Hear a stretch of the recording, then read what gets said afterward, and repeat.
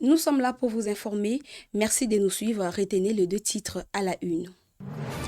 Walikale, bonne nouvelle. Ce matin, les FARDC ont repoussé l'attaque des rebelles de l'AFC M23 à Kalinga.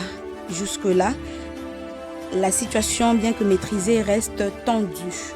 Et à Rutshuru, précisément au nord Kivu, près de 100 personnes portées disparues suite à une opération menée dans cette zone. Cette nouvelle alarmante laisse la population de ce coin perplexe et pour ce faire, elle invite les gouvernements à prendre les choses en main afin de retrouver ces personnes disparues.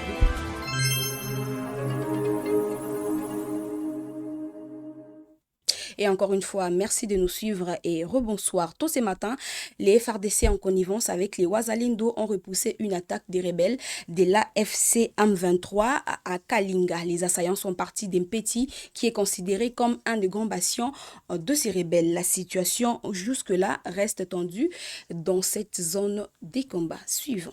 Ce mardi 3 février, les FARDC appuyés par les Wazalendo ont repoussé une attaque des rebelles de l'AFC M23 à Kilanga. Nous sommes dans la localité de Banamulema, territoire de Walikale, au nord Kivu. Les rebelles ont en réaction procédé à des bombardements selon les secrétaires administratifs du groupement de Kisimba. Les habitants de ce coin, sous cette panique, ont fui la zone afin de se mettre sous l'abri. Signalons que la localité de Kalinga reste sous le contrôle des FARDC et les Wazalendo. L'objectif étant d'élargir leur zone d'influence en s'apparant de nouvelles positions. La situation demeure tendue dans cette zone. Et dans le territoire de Rutshuru, comme je vous l'ai dit, dans les titres au nord Kivu, l'inquiétude grandit à Bambo.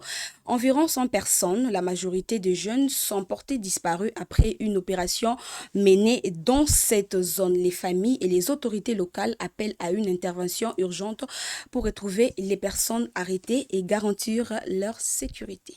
Dans le territoire de Rutshuru, au nord Kivu, l'inquiétude grandit dans la chefferie de Bwito. Depuis samedi dernier, une centaine de personnes, en majorité de jeunes garçons et jeunes filles, sont portées disparues après une opération menée à Bambo. Selon des sources locales, ces habitants ont été interpellés lors d'un bouclage organisé dans le centre de Bambo. Rassemblés des forces dans un lieu public, les personnes arrêtées auraient été soumises à un tri avant d'être amenées vers une destination inconnue. Des témoignages indiquent que les habitants de Bambo et de Bugina ont été pointés du doigt sur base des soupçons de collaboration avec différents groupes armés actifs dans la zone. Après cette sélection, plusieurs jeunes auraient été embarqués à bord des véhicules sans explication donnée à leur famille. Cette situation provoque une vive inquiétude au sein de la population. Des défenseurs de droits humains dénoncent des arrestations arbitraires et craignent pour la sécurité des personnes disparues. La peur pousse déjà certains habitants à quitter leur village pour se réfugier dans des zones jugées plus sûres. Les drames touchent également les familles.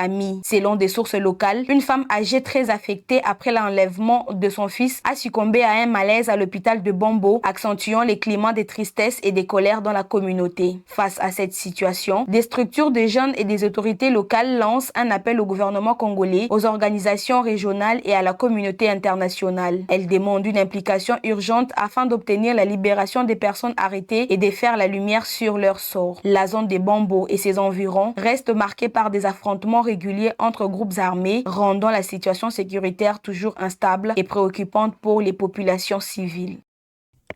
Et direction Kinshasa, où un incendie d'origine inconnue s'est déclaré dans la commune délimitée, 7e rue, quartier industriel. C'était hier lundi. Un entrepôt de carburant a pris feu. Bien que l'intervention ait intervenue, plusieurs dégâts matériels ont été enregistrés. Suivons cette vidéo de la bourgmestre de la commune délimitée. Pour un incendie important ici, est-ce qu'on peut savoir qu'est-ce qui a causé cet incendie? Merci beaucoup. La cause, on ne sait pas. Mais c'était vers 18 h que j'ai reçu des coups de fil de partout.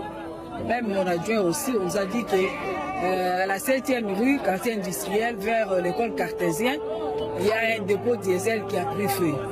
Nous sommes descendus, mais j'ai appelé d'abord le sapeur-pompier, j'ai appelé aussi Angèle Cosmétique, parce qu'ils ont aussi leur camion. En tout cas, l'intervention, il y en avait. Mais les dégâts matériels, c'est énorme. Heureusement que ce sont des maisons en tombe. Mais jusque-là, la mort d'homme, on ne sait pas encore. Je crois que les services sont là. Jusqu'à demain, on saura si il y a eu de morts. Mais le feu s'est embrasé, on a fait le tour jusque de l'autre côté là-bas. Il y a un peu de feu partout là. Mais les sapeurs-pompiers, ils ont eu cette bravoure-là d'éteindre, mais il y a un peu de tension ça et là. Alors, quel est le message que vous pouvez lancer à la population environnante et aux familles qui ont perdu leurs biens? Ce que je peux dire, jusqu'au moment où je vous parle, je ne sais pas. Parce que le dépôt en question, c'est dans l'enceinte de l'ONATRA. On ne sait pas. Est-ce que ça appartient à l'ONATRA ou bien l'ONATRA fait louer à un individu? Alors, c'est jusqu'à demain qu'on saura si l'ONATRA fait louer cet espace-là à un particulier, on le saura. Parce que c'est difficile de dire maintenant si c'est un particulier venu mettre son activité dans la scène de l'ONATRA, vous voyez ce que ça fait. Merci beaucoup, madame la Je vous en prie. Et la surveillance sanitaire est renforcée au pont Losso, à la frontière entre Walikale et Lubbutu. Cette décision fait suite à la confirmation de plusieurs cas d'Mpox dans le territoire au Maniema. Face au risque de propagation de la maladie, les autorités de Walikale ont mis en place des mesures préventives pour protéger la population. Hélène Ngala nous signe ce reportage. À la frontière entre Walikale, dans la province du Nord Kivu et Lubboto, les autorités sanitaires ont renforcé la surveillance du pont Losso, un passage très fréquenté par la population. Cette mesure fait suite à la confirmation de plusieurs cas d'Mpox, aussi appelée variole du singe, dans les territoires de Lubboto. Une situation qui inquiète les autorités de Walikale à cause des nombreux déplacements des habitants entre les deux territoires. Sur place, des mesures de prévention ont été mises en place. Désormais, toute personne qui traverse les ponts Losso doit obligatoirement se laver les mains avec de l'eau et du savon ou avec une solution désinfectante. Les autorités ont aussi décidé de limiter le nombre de passagers sur la moto, pas plus de 2 personnes par moto, afin de réduire les contacts physiques prolongés. Des agents de santé, accompagnés des autorités locales et des relais communautaires, sont présents sur les ponts. Ils sensibilisent les voyageurs, expliquent les gestes de prévention et observent les passants pour repérer rapidement les personnes qui présentent des signes suspects de la maladie et les orienter vers les centres de santé. En même temps, des actions de sensibilisation sont menées dans les villages autour de Losso. Les chefs des villages, les leaders communautaires et les responsables religieux sont mobilisés pour informer la population. Les habitants sont appelés à éviter les contacts physiques inutiles, à ne pas partager des objets personnels et à se rendre rapidement dans un centre de santé en cas de symptômes comme la fièvre ou des éruptions sur la peau. Pour les autorités sanitaires de Walikale, ces mesures sont préventives mais très importantes, surtout dans cette zone rurale où l'accès aux soins de santé reste difficile. En renforçant la surveillance au pont Losso et en impliquant la communauté locale, les autorités espèrent empêcher la propagation du Mpox vers Walikale et protéger la santé de la population. Ouvrons le chapitre Mbujimaï par cette information où un jeune homme retrouvé est mort ce mardi 3 février dans le ravin Balawa Chitolo. Son corps sans vie a été découvert tôt ce matin, suscitant une émotion indignante parmi les habitants de ce coin dans cette ville. Selon des sources concordantes, il s'agirait d'un jeune homme victime d'une agression physique avant d'être jeté dans une flaque d'eau. Cette découverte intervient dans un contexte marqué par la recrudescence de l'insécurité dans la ville de Mbujimaï.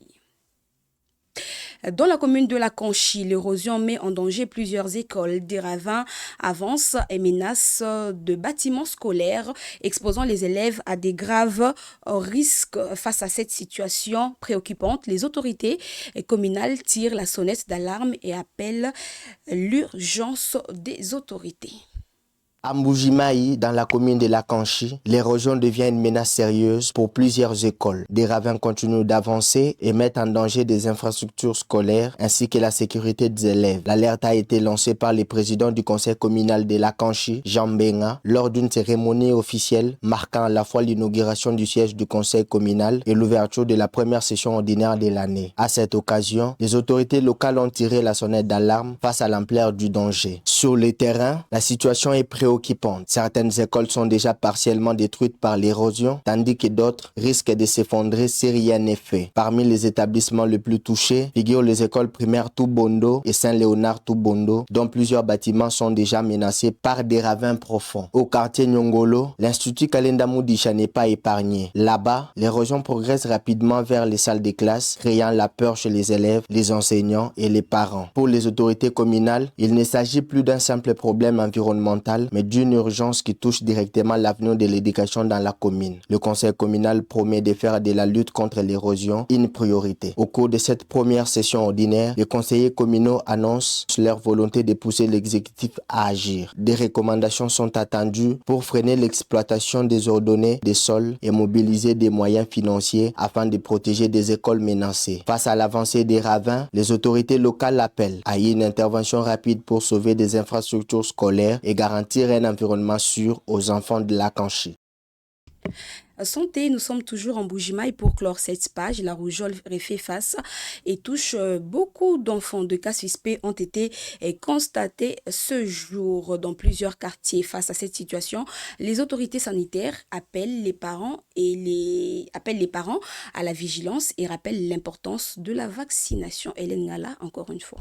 La rougeole refait surface en Bujimaï et inquiète les autorités sanitaires. Depuis ce matin, plusieurs cas suspects ont été signalés dans différents quartiers de la ville, poussant les services de santé à tirer la sonnette d'alarme. Dans certains centres de santé visités aujourd'hui, des enfants présentent des symptômes évocateurs de la rougeole, notamment la fièvre, la toux et des éruptions sur la peau. Les parents inquiets se présentent en nombre pour faire examiner leurs enfants. Les professionnels de santé parlent d'une reprise rapide de la maladie. Selon eux, les faible taux de vaccination, les déplacements fréquents de la population et la promiscuité de certains quartiers favorisent la propagation du virus. Face à cette situation, les autorités sanitaires locales appellent les parents à la vigilance. Ils recommandent de faire vacciner les enfants non encore protégés et de consulter rapidement un centre de santé dès l'apparition des premiers signes. Des actions de sensibilisation ont déjà commencé dans certains quartiers les plus touchés. Les relais communautaires expliquent aux familles les dangers de la rougeole et l'importance de la vaccination pour protéger les enfants. Les services de santé assurent suivre la situation de près. Des mesures sont en cours pour renforcer la surveillance épidémiologique et préparer une riposte afin d'éviter une propagation plus large de la maladie dans la ville. En Bujimaï, la résurgence de la rougeole rappelle l'importance de la prévention et de la vaccination pour protéger la santé des enfants et de la communauté. La guerre est rwandaise, mais la victoire reste congolaise. Nous sommes congolais et nous resterons toujours congolais. Merci de nous avoir suivis. C'est fait pour nous un plaisir de vous avoir présenté cette édition qui était sous la supervision d'Hélène Ngala, Jean-Archange Kambalé à la réalisation. Je vous retrouve demain. Merci et bonne soirée à tous.